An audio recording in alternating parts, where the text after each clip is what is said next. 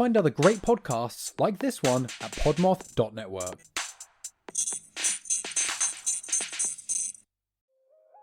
Hey, Freaky friends!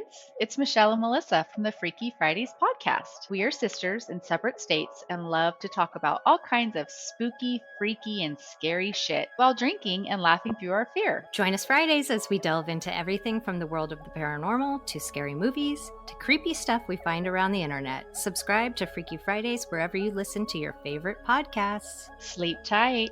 Make sure you leave the lights on. Freaky Fridays is a proud member of the Podmoth Network. For more awesome pods, check out podmoth.network.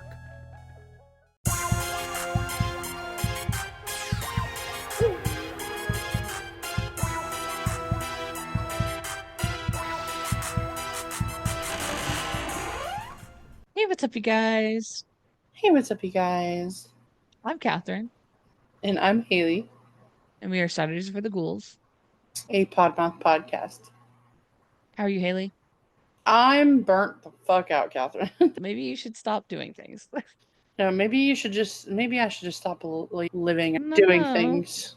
No. Don't do as many things as you do. That's how life is. How are you, Kathryn? I'm doing fine. Just living my best life. I just can't believe that this is my best life.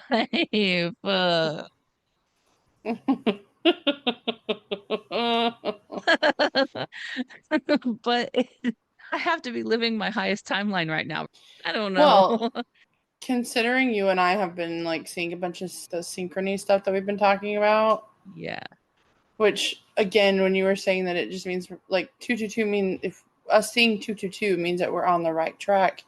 And it also makes me sad because I'm like, are we? This is the right track? I think that, okay.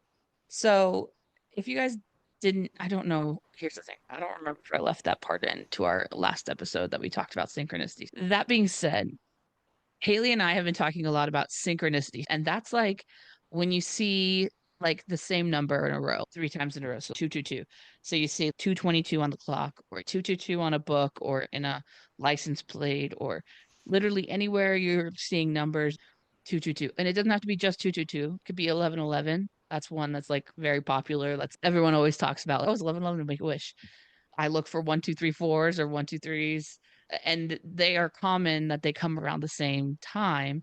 And generally speaking, if you believe in this kind of stuff, the universe and you having a plan and stuff, usually these kinds of signs are you're on the right track. Your spirit guides are showing you that you are doing good and this is where you're supposed to be for you to be moving forward in the appropriate direction. It's not necessarily saying that we are currently at our best, right? But it's where we're supposed to be moving forward to the best version of ourselves, ideally. But again, they're just numbers and you have to take everything with a grain of salt. I'm a skeptic, but it helps me sometimes with my anxiety. It's less scary when you sing it. And anyways, I don't know. Whatever helps you get through the day. I take screenshots every time I see the clock, at what I call a synchronicity number, which is 3 or more digits in a row. It's not only just time, because I told Hayley this morning, I was like, sometimes I can convince myself that I've just trained myself to look at the clock around 222 every day because I see it so often now. But me and Hayley hung up the phone and we were on the phone for 2 minutes and 22 seconds. And sometimes I'll look down at our call and it'll be at 12:12, or it'll be at something 1 2 3 4, or there's 2 2 2s in it. It'll be something just on the timer that's going by. And so, or I see it in cars or something. And so those are way better signals to me that I'm doing good when I'm seeing it outside of the clock, because in my brain, I can convince myself I've totally just trained myself to look at the clock at 222, 333, 444, whatever. So anyway, that's not really our topic for today, but if you guys look around and you see your synchronicity signs, and you can just, I don't know if you guys talk to your spirit guides or have conversations with yourself, you can make up any synchronicity sign. So I like to say when I see a blue jay, it's like my dad or something, like, or when I see a dragonfly, it's a sign from this, that, or the other. Anyway, it really doesn't matter. You can make your synchronicity signs kind of anything, but they help you stay grounded. Either that or it makes you, which the reason we're laughing is that's my Zoom name today. And Hayley's is, would you like to share yours, Hayley? Mine is, I may be thick, but my personality is thicker. And that's how I spelled it. Yeah. So, anyway, do we have anything else to talk about to the spooky days before we jump right into it? I hope you enjoy whatever we talk about. I have no idea. I'm excited. Yeah, if you guys follow the podcast schedule with us, you would know that last week was Kathryn's week, and this week would normally be a Hayley week, but I, Kathryn, I like to say my name because sometimes people say we sound the same. So I try to identify myself. But I, Kathryn, am going to sub for Hayley this week, and we will just hop right into it. Do you want to know what I brought? What do you want to know, like the subgenre of spook I brought? It's a spook? A subgenre of the podcast. Whatever. Everything we talk about is scary, right? That was the point of this podcast. Do you want to know what type of topic we're talking about today? Yes. Do you want to guess? Did you have a guess? Conspiracy. So close, because I almost did a conspiracy. You like conspiracies. That's why. I love conspiracies. I really wanted to do, and maybe this is like a sneak peek for anybody who's listening, I want to do celebrity conspiracies. That being said, I started doing it and I was like, this is too much work. Yeah, I feel that. I got too overwhelmed. So we're bringing you a true crime this week. So that being said, we'll hop into it. And we're going to talk about a case called the Springfield Three. Have you heard of that, Hayley? The Springfield Three? Yes. Don't look it up. I'm not looking it up, I promise. I promise. Okay. My phone's in my pocket. Okay. I just saw her hands move and I was like, don't look it up. I'm trying to think. It sounds familiar, but I feel like yeah, that's the only name for it is Springfield 3? The Springfield 3, yeah. It sounded familiar to me before, but I didn't know the details or anything. So like I had heard of it, but I didn't know it. That's what I was trying to say. You'd probably have heard of it, but you don't know it. Yeah. And you might know it once we talk about it. Sorry. Very fun. It sounds very familiar, but yeah. You might know it once we start getting into it. But the one that the thing that I'm thinking of, they're not just called one thing. They have more than one name. That's why I was asking. So maybe not. Okay. If there's another name, I don't know. I don't know it. I'd assume that would have come I'm excited. Up. Okay. Okay. So we're going to get into it. And we're going all the way back to June 6th, 1992. So the evening of June 6th, 1992, Suzie Streeter, who is 19 years old, and Stacy McCall, who is 18 years old, are attending their high school graduation ceremony in Kickapoo High School in Springfield, Missouri. I'm sorry. What a fucking weird Kickapoo name. Is yeah, it's a wild name for a school, for sure. Okay, so they attend their graduation ceremony. They toss their caps. They're feeling good, okay? That night after graduation, they obviously, as every senior does or graduating senior does, go to graduation parties, okay? So at 2 a.m. on June 7th, which is just later that night, basically. Yes. Sorry. I just wanted to say, when you said, like, most seniors do or every senior does, and I was like, I didn't go to a graduation party. I went to Olive Garden. Oh my gosh. That sounds so much better. I also did not do it because I didn't graduate traditionally. No worries. We literally went to Olive Garden, and then we went to see Gabriel Iglesias. Oh, fun. Did you have a daytime graduation? Yeah. Oh, okay. It might have also been it. Like they had an evening graduation that went into the night. Yeah. So that might have initiated some parties. I don't know. I was not a party kid in school, and so I didn't either. But I'd say that if you asked the general senior population, potentially they would have said they went to a graduation party after graduation. Bro, your school parties would have been funny. What? Okay, why would that have been? Because your high school's Is it not because I went to a traditional. Baptist school? Yeah. Be like, ooh, I'm wearing my skirt 2 inches shorter than normal. Wait, okay, it wasn't. They're Baptist. It wasn't like Presbyterians or like Catholic. But here's the thing. I wasn't popular. Shocker, I wasn't popular at all. Nobody liked me except for one girl in the grade above me, and we carpooled to school. After middle school, everyone stopped talking to me. So I did not have a ton of friends in high school. I went to high school for 1.5 years and then I left and I went straight to college. I pieced right out of that shit as soon as I was feeling sad about things. And so, anyway, that being said, I never went to a high school party. I never went to a high school dance, or we didn't have dances. Our dances were called banquets because you can't dance at a Baptist school because dancing leads to sex and sex leads to babies. So you can't dance. Oh my There's not even God. in the gymnasium, there's not even a dance floor when you go to the dances. It's like tables, like all set up all across the whole gymnasium. So you couldn't even dance if you wanted to. Anyway, Oh. just an interruption of Kathryn's Baptist school life. We are going to move forward. Suzie and Stacy went to some graduation parties. 2 a.m. the next morning, which was basically later that night, they originally had planned on spending the night at their friend Janelle's house.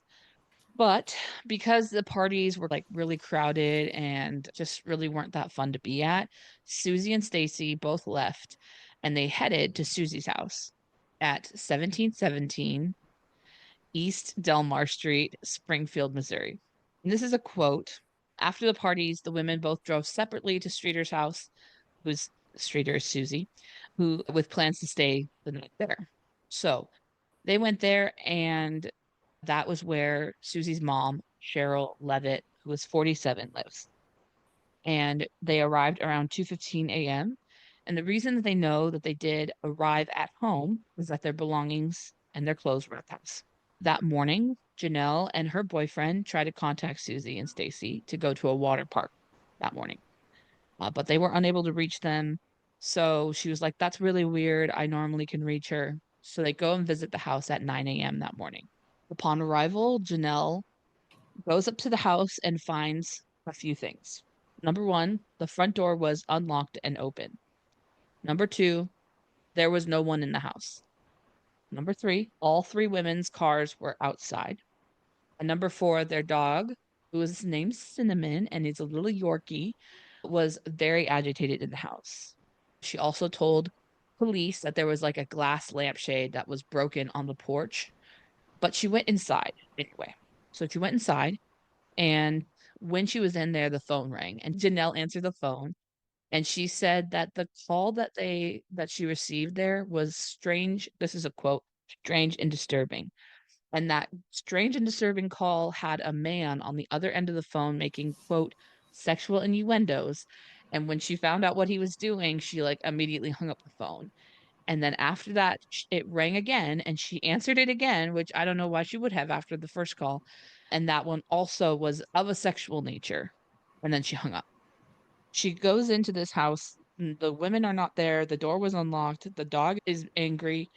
And she has two really weird sexual calls that come through that she picks up.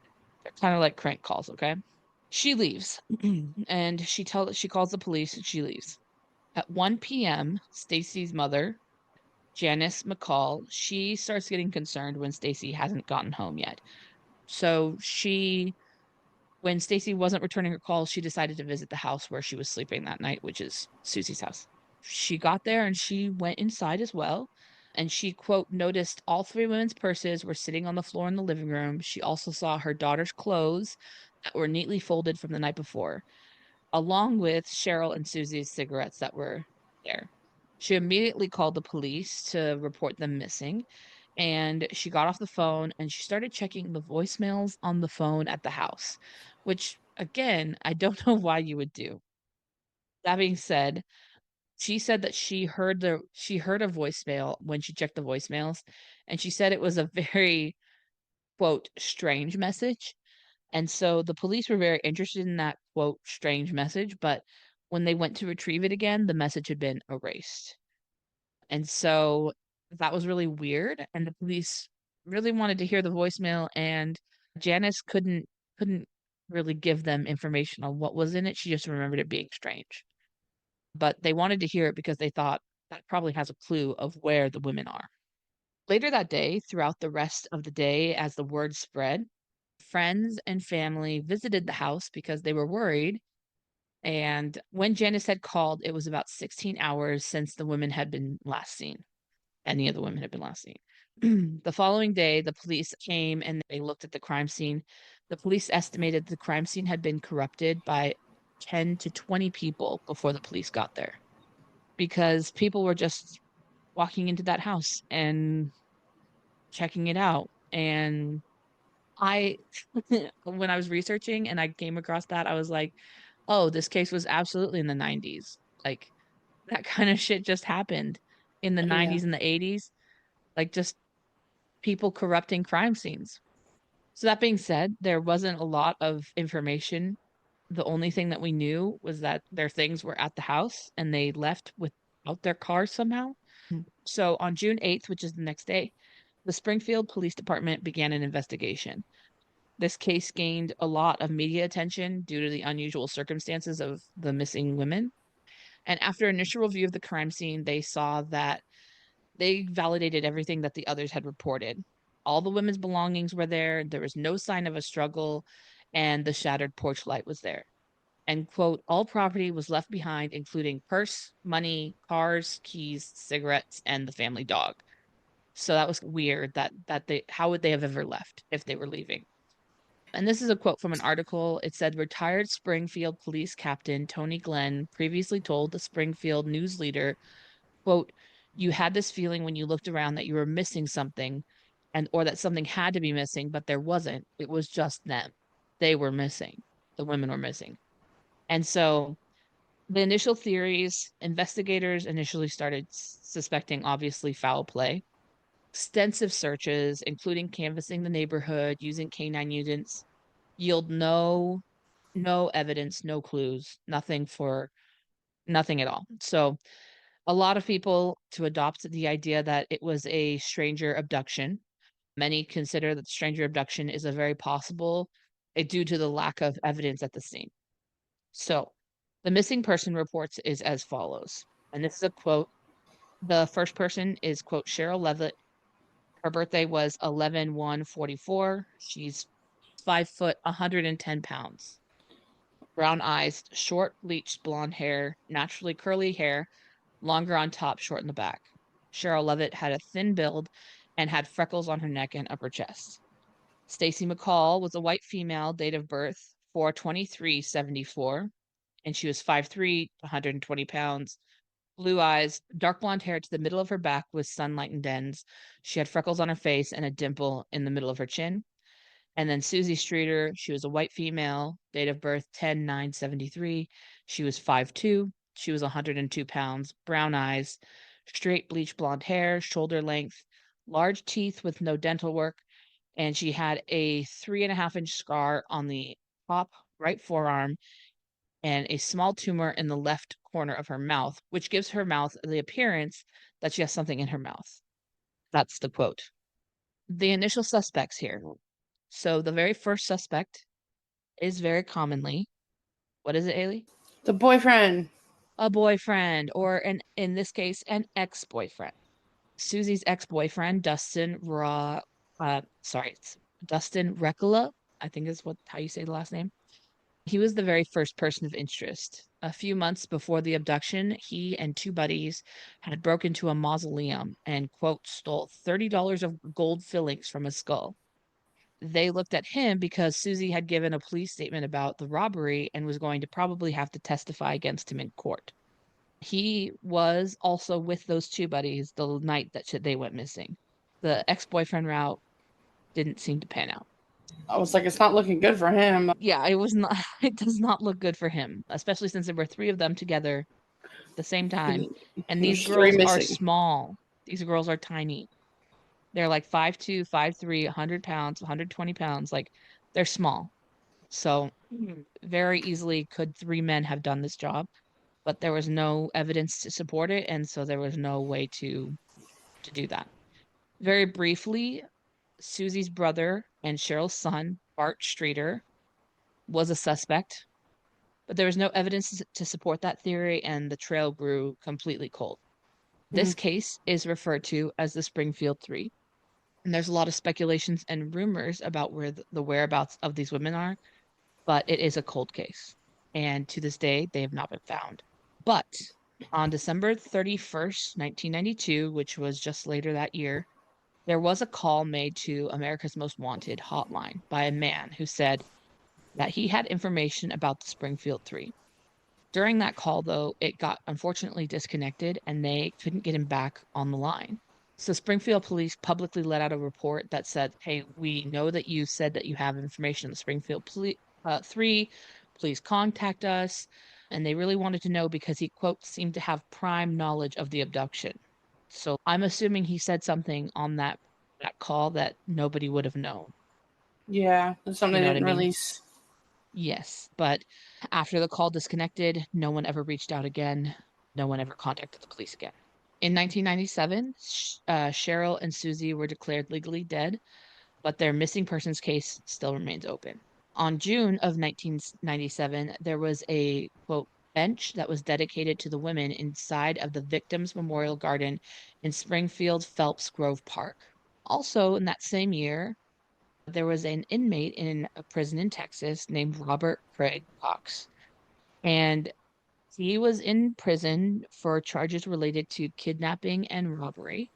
And not to mention, he was also a suspect in a murder case in Florida. He was being interviewed by a journalist. And during that interview, he said that he knew that the Springfield Three were murdered and buried. And he said that no one would ever be able to find their bodies. He was actually living in Springfield in 1992, and they did actually interview him when the women went missing. And he, quote, told investigators that he was with his girlfriend at church the morning after the women disappeared, which she corroborated. However, later she recanted her statement and said that Cox had asked her to say that.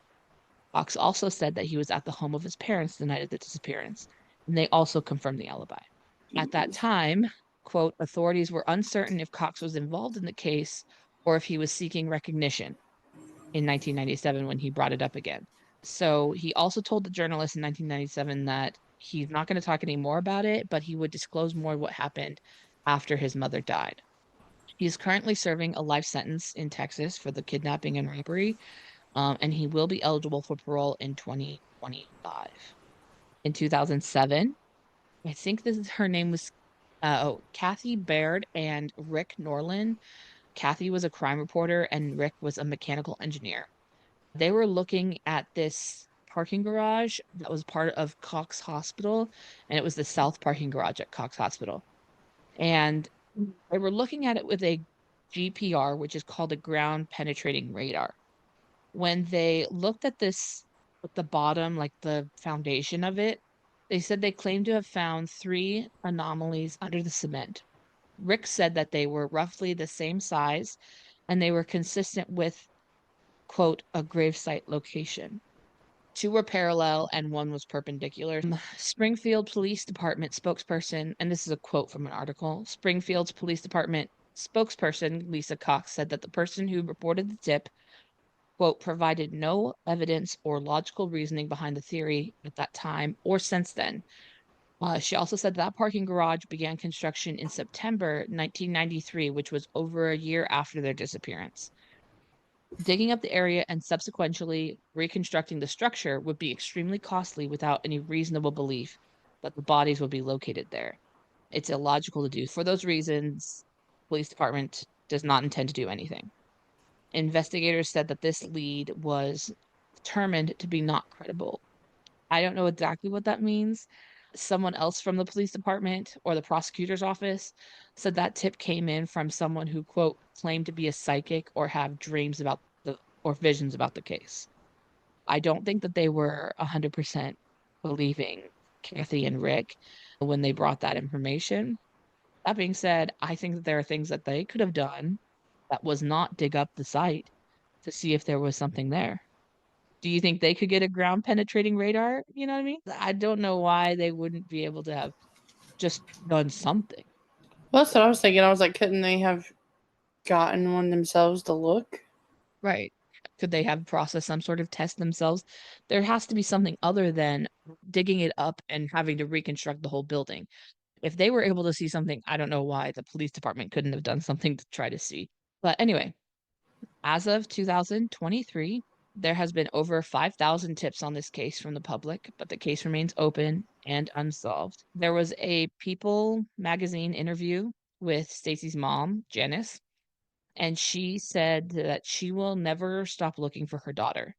And she, quote, said that there's not a word called closure in the dictionary for families who are missing someone.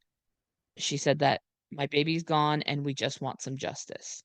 And this is a quote from the article. Although the families of Suzie and Sherrill have legally declared them dead, I cannot bear the thought of doing that, said Janice. If there was one chance that she's still alive, I choose to call her missing. I hope that somehow, some way, Stacy and Sherrill and Suzie all come back. That would be great. I don't like this one. I know. It's sad. It's very sad. And there's no closure, so it sucks.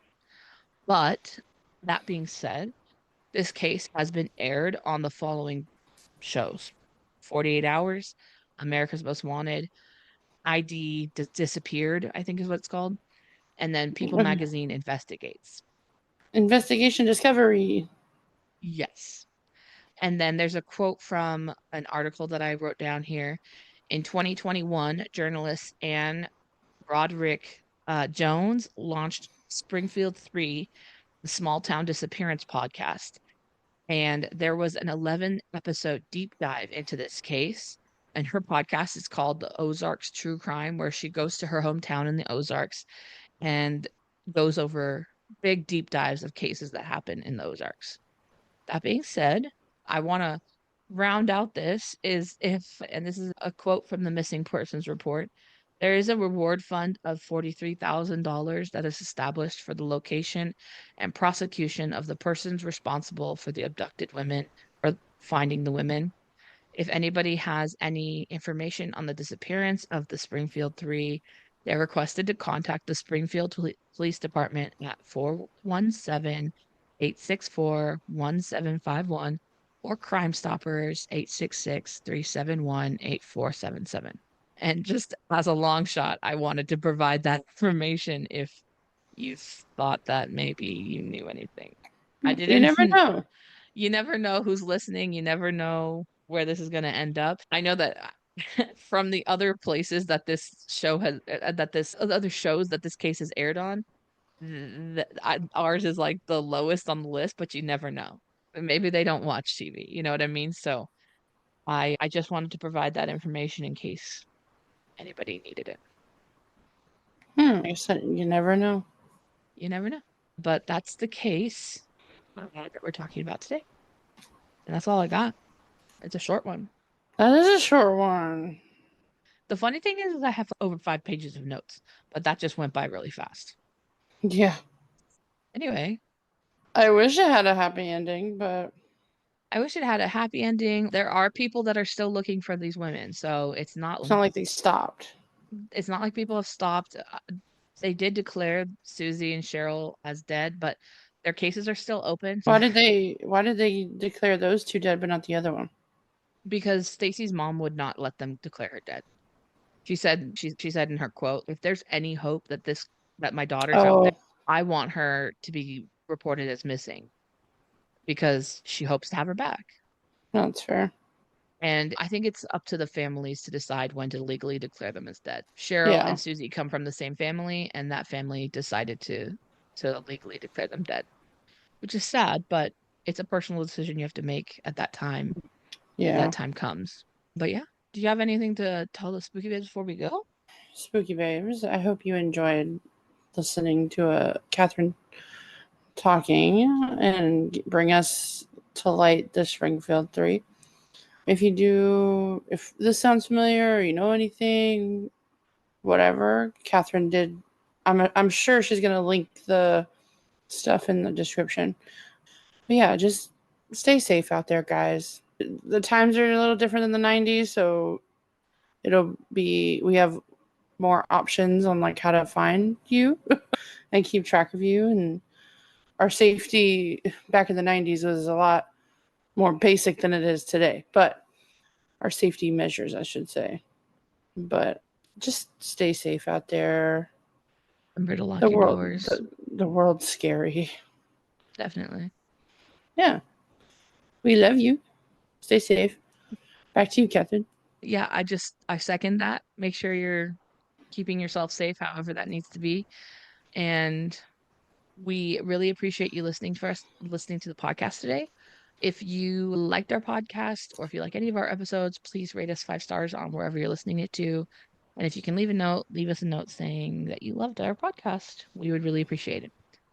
And just remember that you matter and you are worth more than your mistakes, and that you deserve the world. And if you need someone in your corner, we are in your corner to support you, and we care about you, and the world is a better place with you in it, and we will see you in your nightmares.